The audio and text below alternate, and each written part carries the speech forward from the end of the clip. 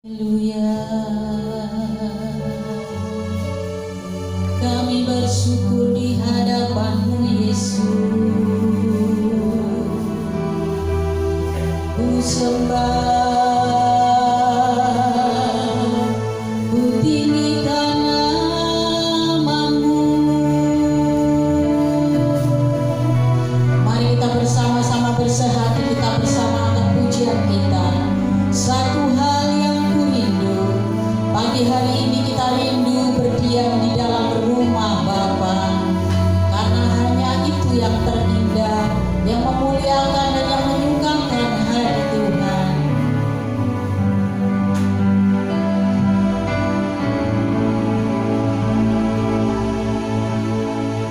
Satu hal yang ku rindu, berdiam di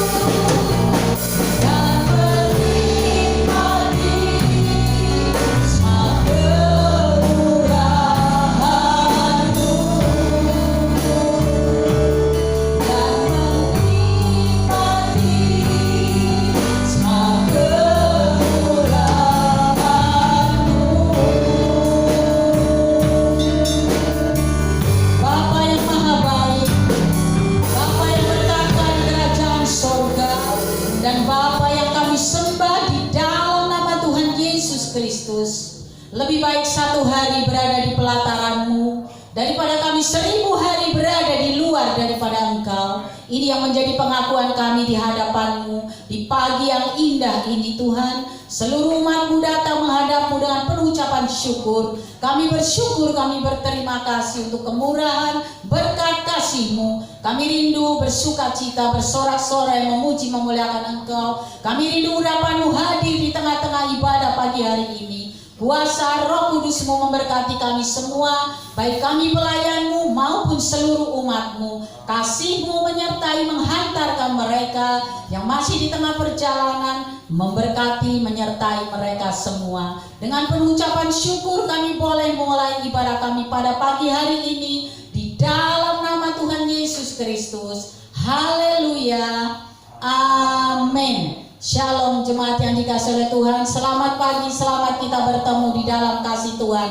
Kami persilahkan duduk kembali. Mari kita bersama-sama ungkapkan rasa syukur kita, sukacita kita di hadirat-Nya. Kita bersama angkat pujian kita. Kitalah umat pemenang. Pagi hari ini kita adalah orang-orang yang hebat. Karena kita adalah orang-orang yang sudah dipakai. Kita orang-orang yang dikasihinya. Kita pada pagi hari ini kita layak bersukacita.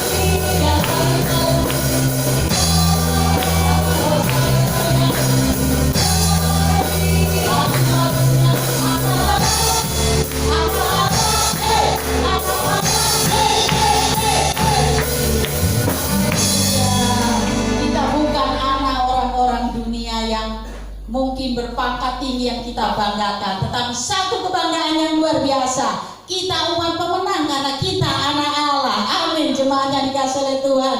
Haleluya. Mari kita bangkit berdiri. Kembali kita angkat pujian kita. Kasih setiamu nyata bagiku. Karena kita umat pemenang, kasih Allah tidak pernah tinggalkan. Manusia bisa meninggalkan kita, tetapi Allah tidak pernah tinggalkan.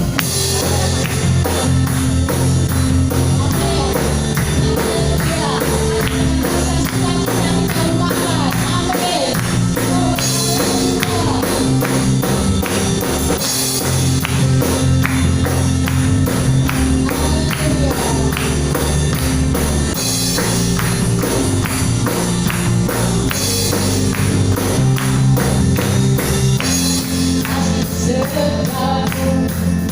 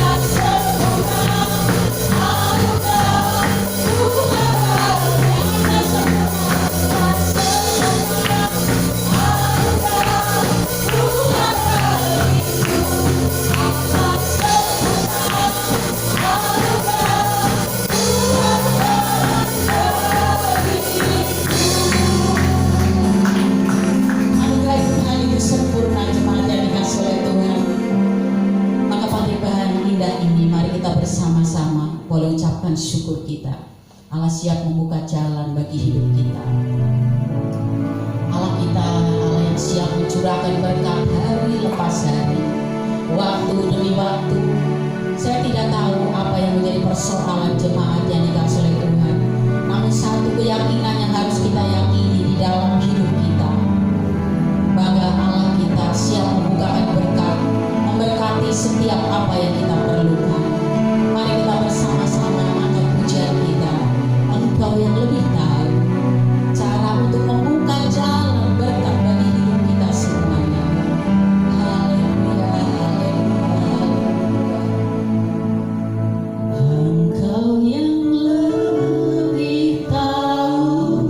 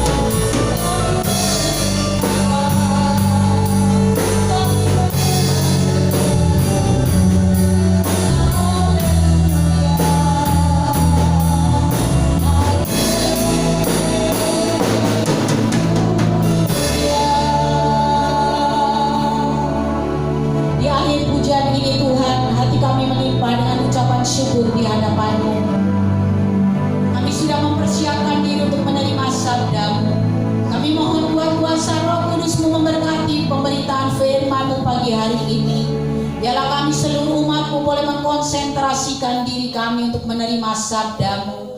Sabda-Mu pelita, pembimbing, penuntun hidup kami.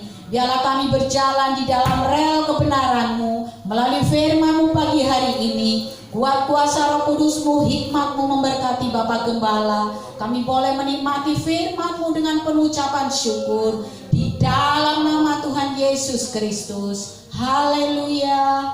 Amin.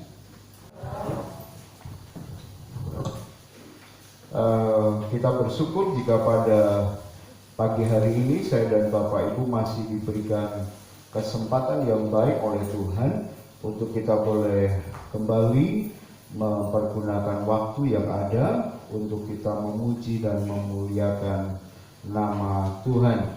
Puji nama Tuhan Bapak Ibu. Pada bulan Agustus ini tanggal 16 Agustus, saya dan Bapak Ibu mengingat tentang kemerdekaan Indonesia. Sudah berapa tahun? 75 tahun. Kita bersyukur karena kita tinggal di negara yang merdeka, dan tentunya kita juga bersyukur bahwa kemerdekaan itu boleh dinyatakan Tuhan juga dalam hidup kekristenan saya dan Bapak Ibu, sehingga saya dan Bapak Ibu juga masih diberi kesempatan dengan secara bebas untuk beribadah. Itu adalah merupakan satu bukti kemerdekaan yang luar biasa.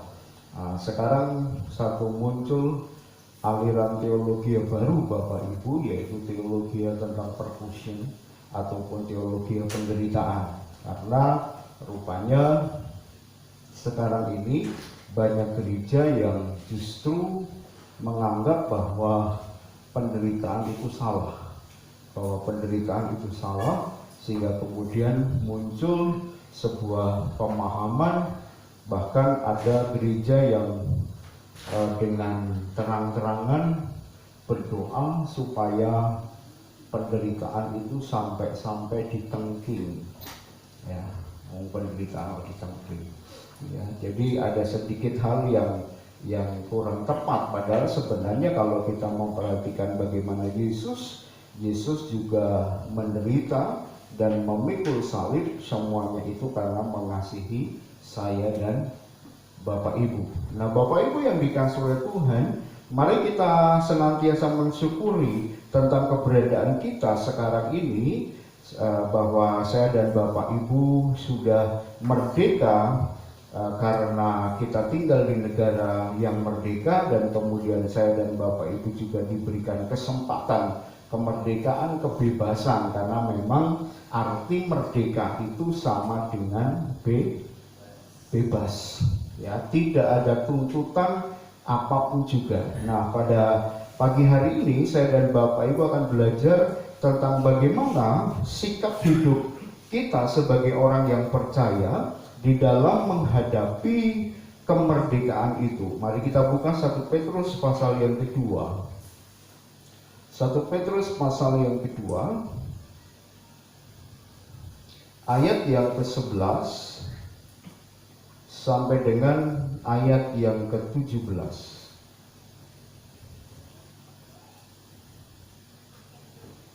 1 Petrus pasal yang kedua, ayat yang ke-11 sampai dengan ayat yang ke-17. Saya akan bacakan untuk Bapak Ibu. Demikian firman Tuhan. Peringatan untuk hidup sebagai hamba Allah.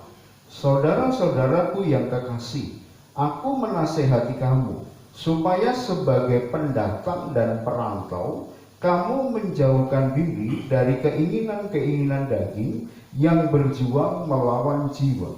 Milikilah cara hidup yang baik di tengah-tengah bangsa-bangsa bukan Yahudi, supaya apabila mereka memfitnah kamu sebagai orang durjana, mereka dapat melihatnya dari perbuatan-perbuatanmu yang baik dan memuliakan Allah pada hari Ia melawat mereka.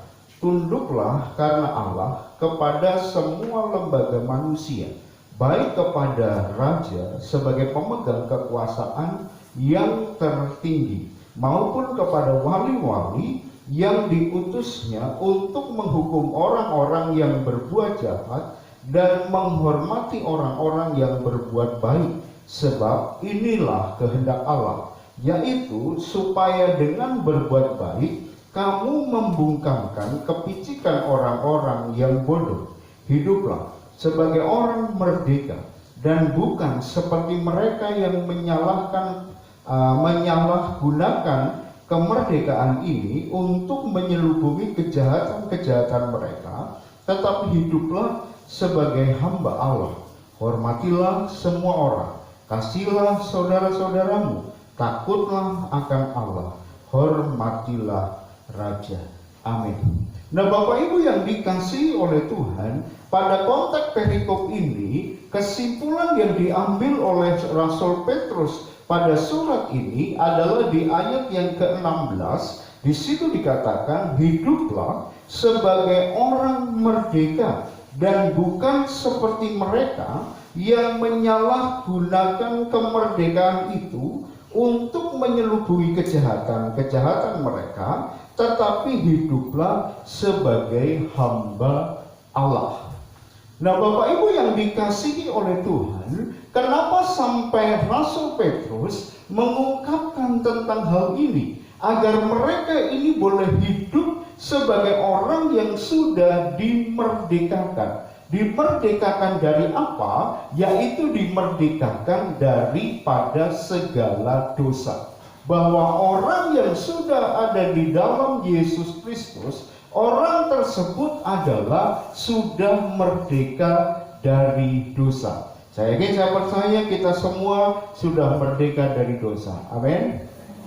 Nah, ketika saya dan Bapak Ibu sudah merdeka dari dosa, pada konteks waktu itu, memang seringkali ketika kita belajar di dalam suratan Petrus ini, dilatar belakangi dengan setiap kondisi jemaat yang ada di Pontus, yang ada di Galatia, yang ada di daerah Asia kecil, yang dilayani oleh Petrus ini, di mana Petrus memahami betul bagaimana posisi orang yang percaya pada waktu itu. Bahwa orang yang percaya pada waktu itu disebut di pasal pertama, mereka ini adalah para pendatang. Dan kemudian diulangi lagi di ayat yang ke-11, tadi dikatakan, saudara-saudaraku yang kekasih, aku menasehati kamu supaya sebagai pendatang dan perantau. Kata pendatang dan perantau ini menunjuk kepada bahwa sesungguhnya mereka ini bukan berasal ataupun bukan penduduk asli sana. Ya, ini kalau berbicara secara kependudukan, bahwa mereka ini bukan asli sana, tetapi para pendatang.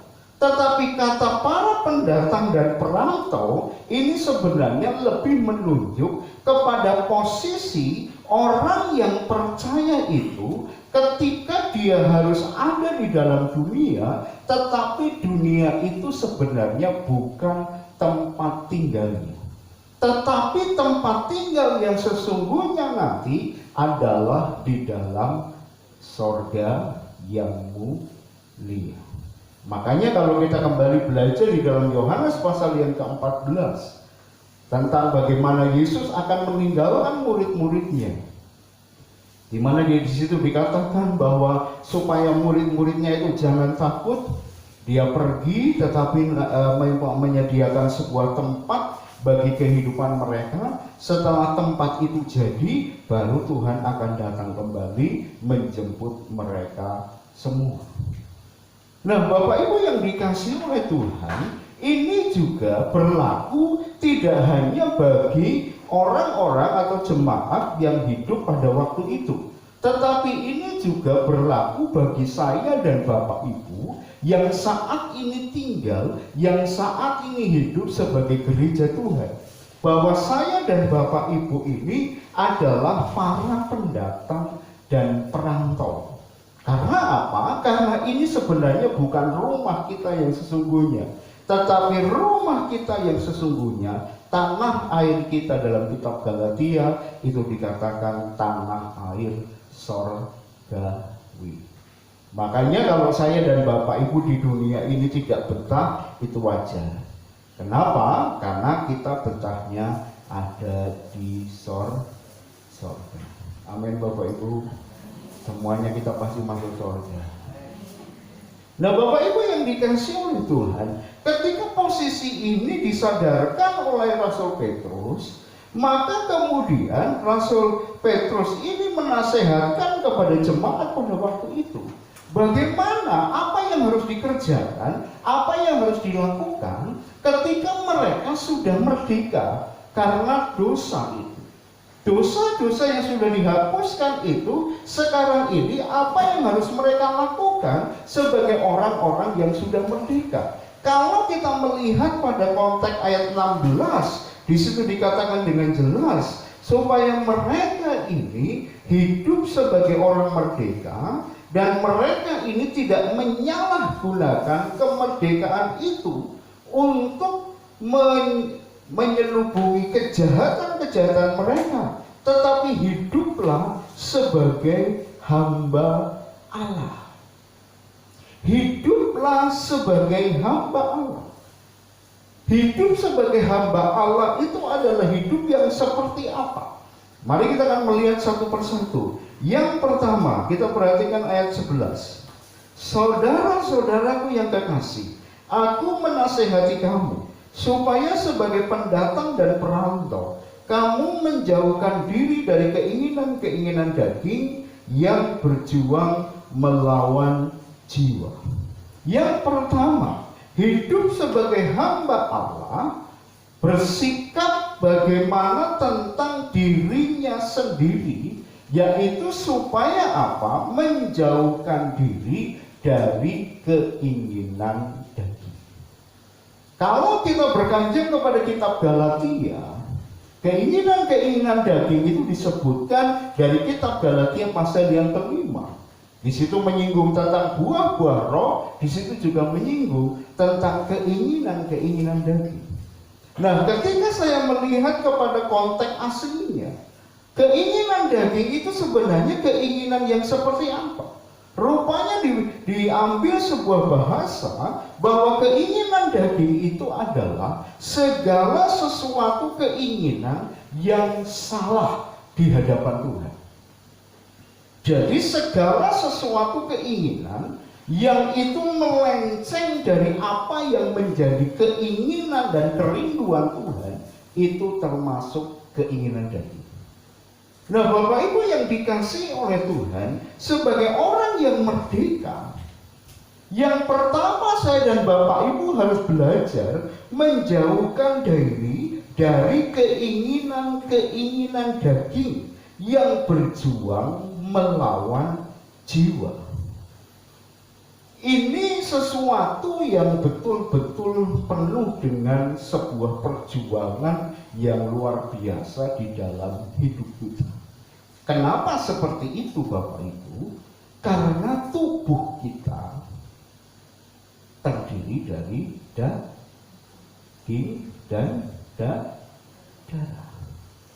Saya dan Bapak Ibu masih pada konteks menempatinya. Nah, kita menempati daging dan darah ini. Daging dan darah ini.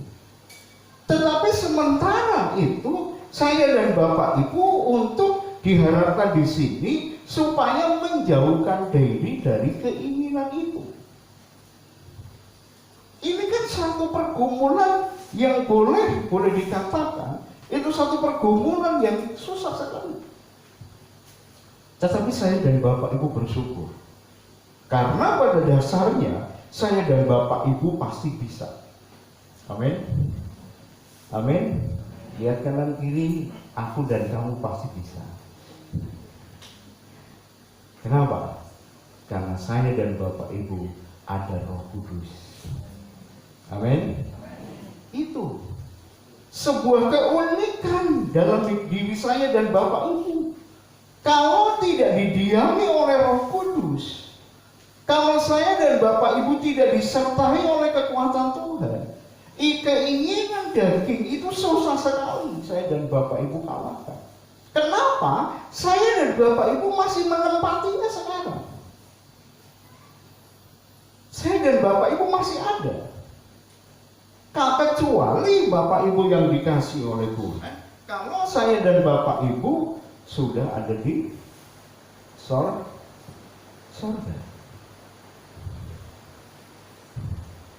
Contohlah hujan kayak gini, ibadah kehujanan lagi, mikir. Tapi saya bersyukur karena Bapak Ibu bisa datang.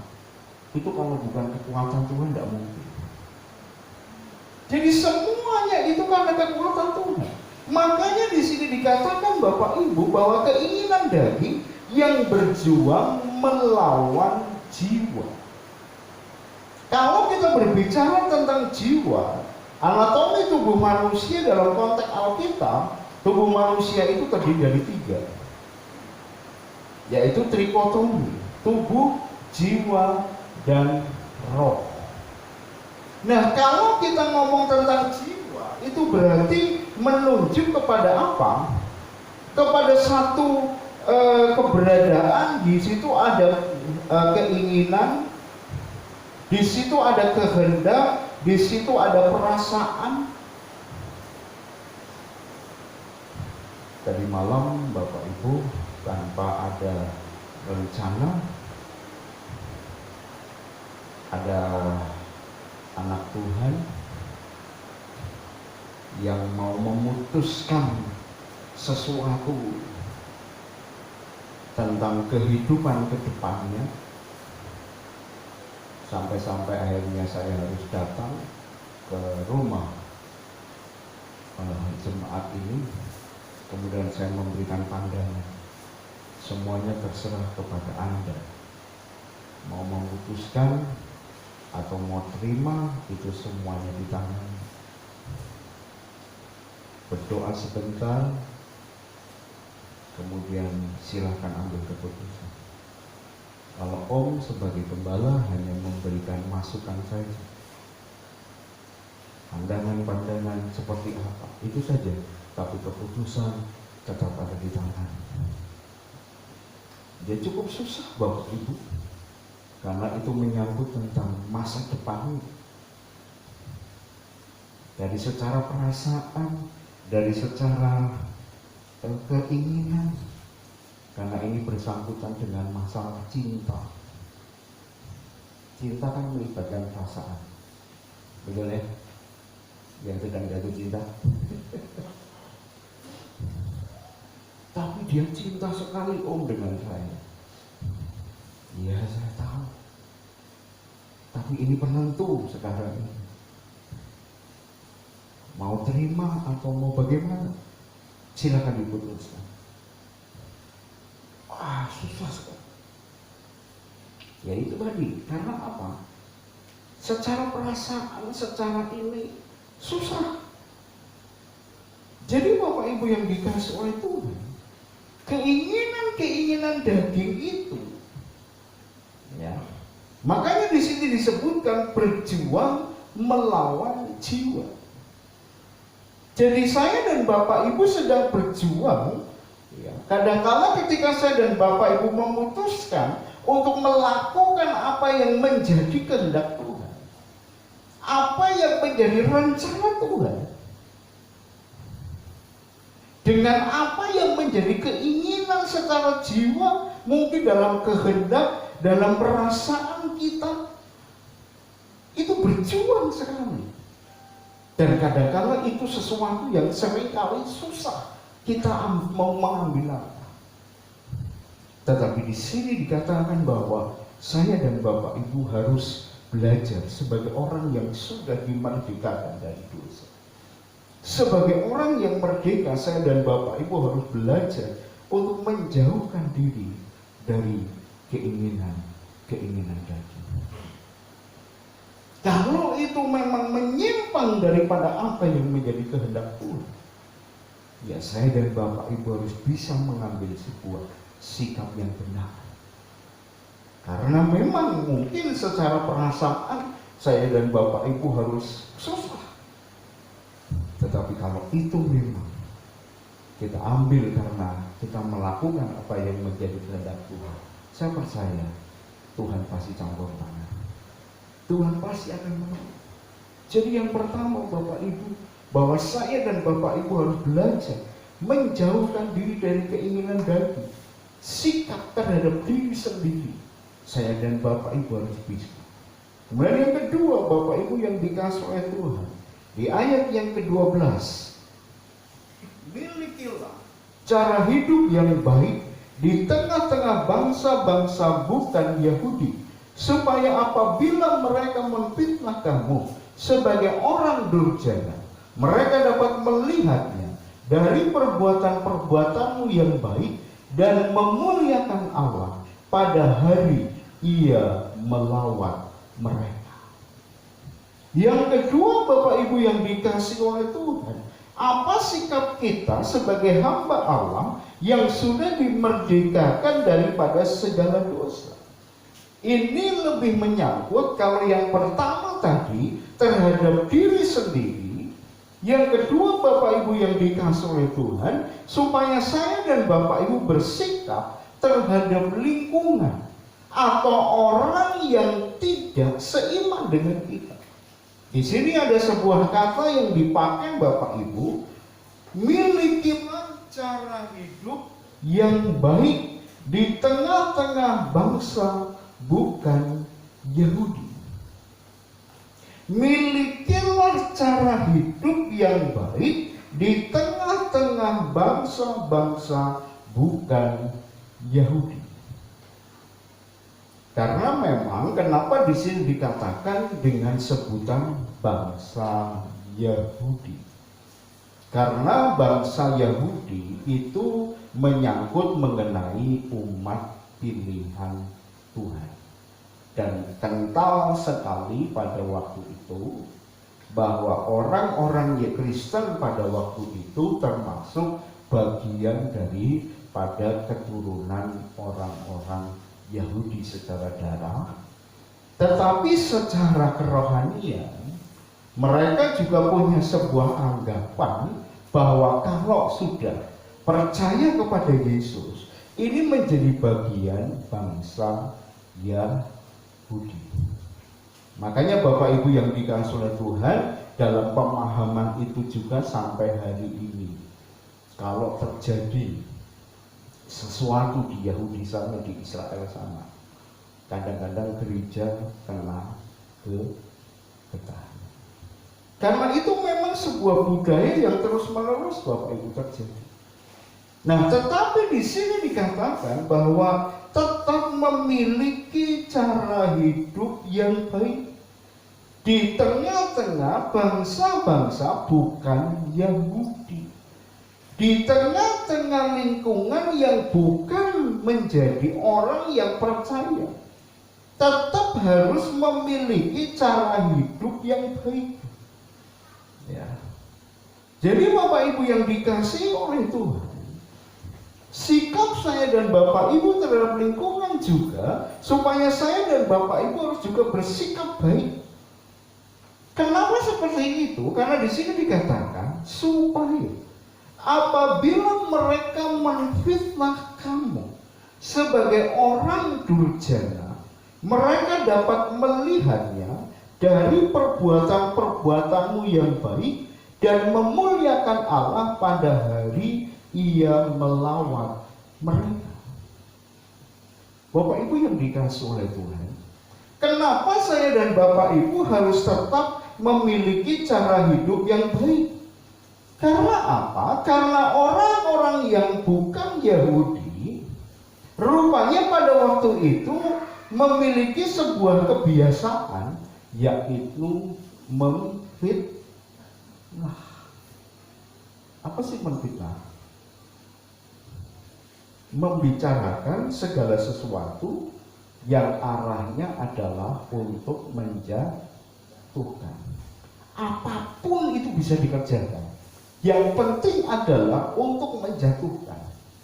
itu yang seringkali terjadi dikerjakan oleh masyarakat bukan Yahudi pada waktu itu.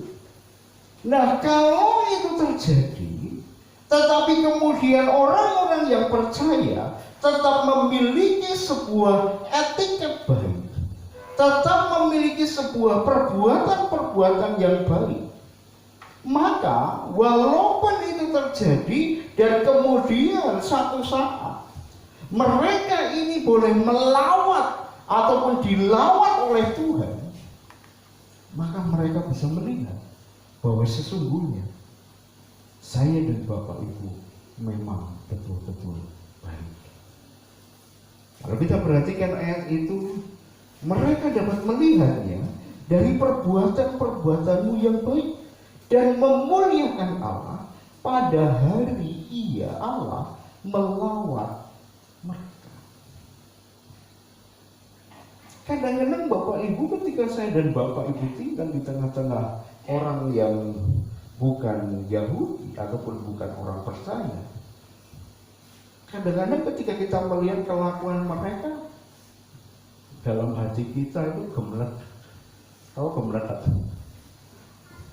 Kadang-kadang kaki, betul ya? Loh, kok koyong ini ya? Tetapi saya dan Bapak Ibu, makanya kemudian Tuhan Yesus berkata, dan itu seringkali saya singgung dalam khotbah-khotbah saya, kalau engkau ditampar pipi kanan, kasih pipi. Kalau kamu diminta jubah, berikan bajumu. Kalau kamu diminta berjalan 1 mil, berjalanlah 2 mil. Itu loh. Itu yang diajarkan Yesus kepada kehidupan kita, Bapak Ibu. Karena begini Bapak Ibu, memang secara pikiran kita, secara jiwa kita, kadang-kadang kita dibuat kaki. Mana suyun sumber sopo, gitu ya. Main ya sama siapa? Tetapi kita harus punya iman bahwa satu kelak nanti mereka itu juga bisa dilawat oleh Tuhan. Amin. Nah, saat mereka dilawat oleh Tuhan, maka mereka berarti kata pada hari Ia melawat mereka, itu adalah menunjuk kepada bahwa ada satu kuasa yang efektif yang dikerjakan oleh Tuhan untuk mengubah hati mereka yang tadinya menfitnah. Itu bisa dijamah oleh Tuhan. Dan kalau etiket kita adalah baik, Bapak Ibu, tetap melakukan sebuah kebaikan, maka Bapak Ibu melalui apa yang kita kerjakan itu memang berkualitas baik.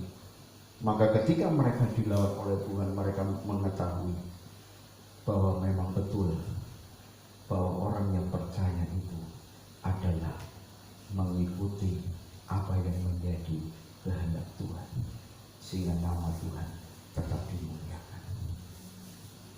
Jadi Bapak Ibu yang dikasihi oleh Tuhan, tetap menjaga, tetap etiket baik, walaupun mungkin kadang-kala seringkali kita merasa dirugikan. Tetapi yang jelas bahwa ini adalah sikap kita sebagai orang yang merdeka. Pagi ini kita melihat terlebih dahulu 2 hal ini. Secara pribadi, saya dan Bapak Ibu harus belajar menjauhkan diri dari keinginan-keinginan yang tidak sesuai dengan kehendak Allah. Dan yang kedua, saya dan Bapak Ibu harus bersikap punya etiket baik kepada saudara-saudara kita sekeliling kita. Walaupun mungkin kadang-kala saya dan Bapak Ibu harus difitnah, saya dan Bapak Ibu harus mendapatkan perlakuan yang kurang berkenan. Tetapi ketika kita tetap menjaga diri, tetap percayalah Tuhan tetap dimuliakan dalam hidup kita, dan saya dan Bapak Ibu tetap menjadi berkat bagi kehidupan mereka. Yang firman Tuhan memberkati. Mari kita sama-sama berdoa kepada Tuhan. Terima kasih Tuhan. Haleluya, haleluya.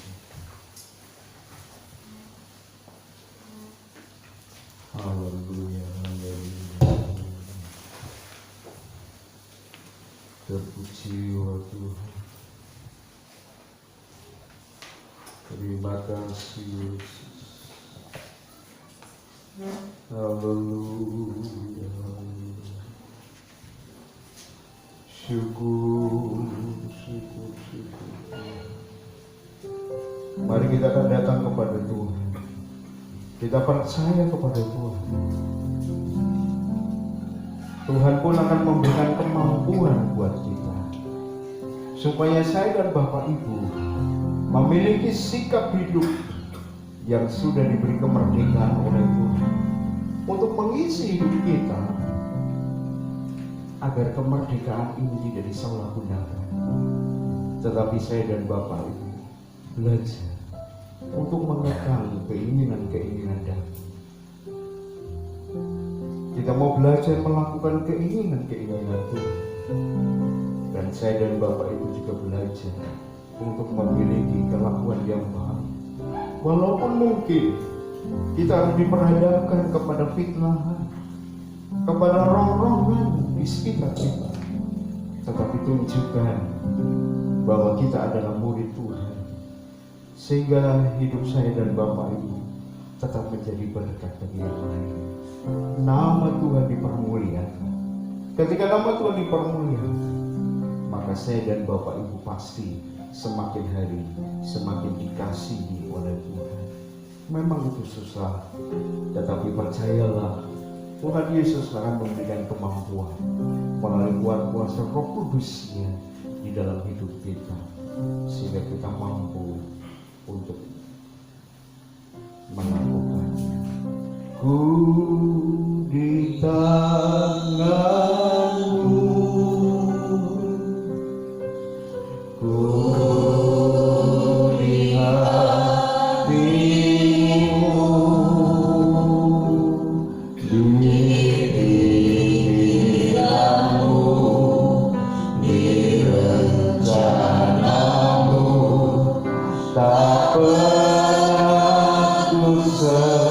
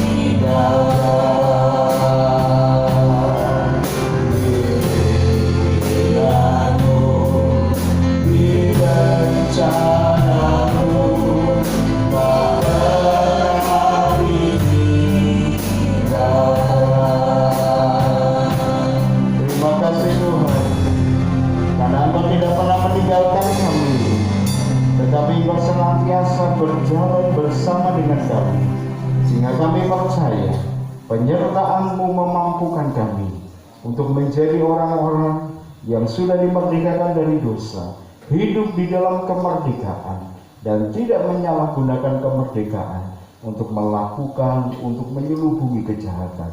Tetapi kami tetap memiliki etikat yang baik di hadapan Tuhan. Kami mengikuti keinginan-Mu, dan kalau di hadapan sesama kami juga tetap memiliki perbuatan-perbuatan yang baik, walaupun kami tahu bahwa itu adalah sebuah tindakan yang susah kami lakukan. Tetapi kami percaya kemampuan yang diberikan Roh Kudus akan memampukan kami untuk kami tetap berada menjadi hamba-hamba Allah yang hidup berkenan kepada Tuhan, sehingga nama Tuhan dipermuliakan dalam hidup kami. Kiranya firman-Mu memberkati setiap hidup kami, firman-Mu termaterai dalam hidup kami. Dalam nama Tuhan Yesus Kristus kami sudah mendengar firman-Mu. Haleluya. Amin. Ibadah berjalan seperti biasa. Untuk hari Kamis ada pujian dan penyembahan jam 6. Hari Jumat ada ibadah sekolah minggu kelas kecil jam 4. Kemudian hari Sabtu ada kegiatan remaja jam 5, dan setelah itu dilanjutkan dengan latihan untuk persiapan ibadah raya, dan kemudian kembali minggu pagi jam 8 ada ibadah. Nah, kemudian hari Kamis Bapak Ibu pukul 10 pagi di sini ada pemberkatan nikah kudus, yaitu Saudari Jilian dengan Saudara Anggianto, yang langsung dilanjutkan dengan pencatatan sipil. Hanya ini khusus untuk keluarga, karena memang aturannya seperti itu. Hanya diumumkan saja. Bapak Ibu tolong doakan untuk acara ini. Saudari Jili itu adalah putri daripada Ibu Handoko ataupun Ibu Iwang, ya, itu seperti itu. Dan untuk kegiatan KTB kita sudah sepakati bahwa KTB gabungan itu akan dikerjakan 2 minggu sekali. Dan untuk kegiatan hukum sementara nanti kita akan masuk pada bulan September, baru kegiatan hukum dijalankan. Puji Tuhan, kita bangkit berdiri, kita akan akhiri ibadah kita pada pagi ini. Kiranya Engkau memberkati aku berlimpah dan yang kedua dan aku dan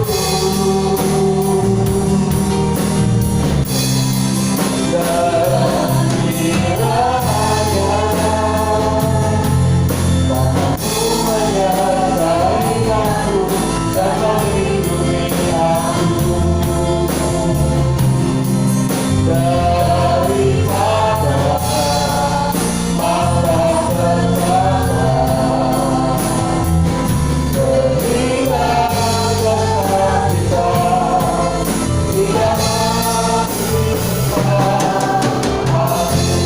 bagi Bapak Ibu yang membutuhkan bantuan doa, silakan tumpahkan tangan kananmu dan dadamu. Saya akan berdoa untuk kita semua.